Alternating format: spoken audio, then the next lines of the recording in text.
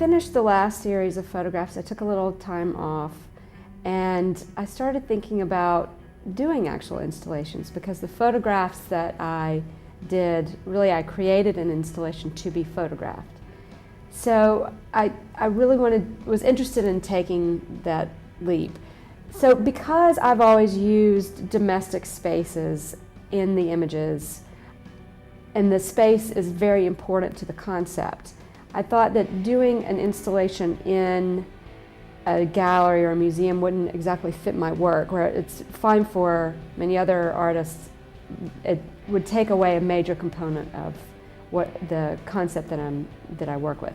So I was trying to think of spaces that were a little bit public and a little bit private. So a hotel was perfect because you have lots of public spaces, but then you have within that one small private space that's your own, where you try to, for a little amount of time, make a home.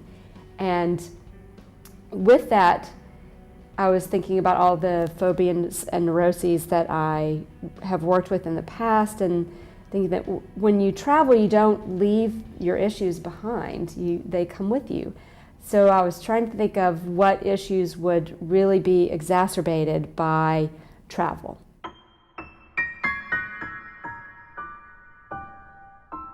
We take our phobias and neuroses with us. We take our whole selves with us, even though we leave home. And how we deal with that is pretty fascinating. Everyone has issues. So how we handle our issues when we're out of our comfort zone is fascinating to me. And I would hope that it would make people think about their own issues and how they travel with them, or the people they travel with. And I think that our phobias and neuroses, it's all a great leveler. Human behavior, it really is what makes us all connected. Just what our little differences and our shortcomings. And it's just another reminder that, day-to-day life, whether it's being at home or traveling somewhere that could be exciting, is made just a little difficult by, our eccentricities.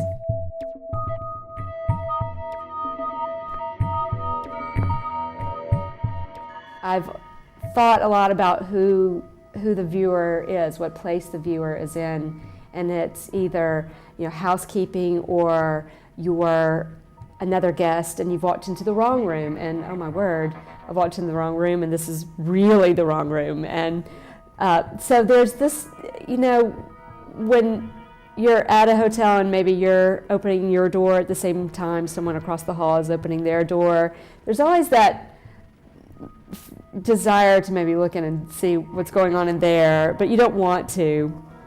But there's a little bit of, that you feel like a bit of an intruder, and because there's so much going on in there, and they certainly really wouldn't feel comfortable with someone seeing it. So it does add a little tension to the mix.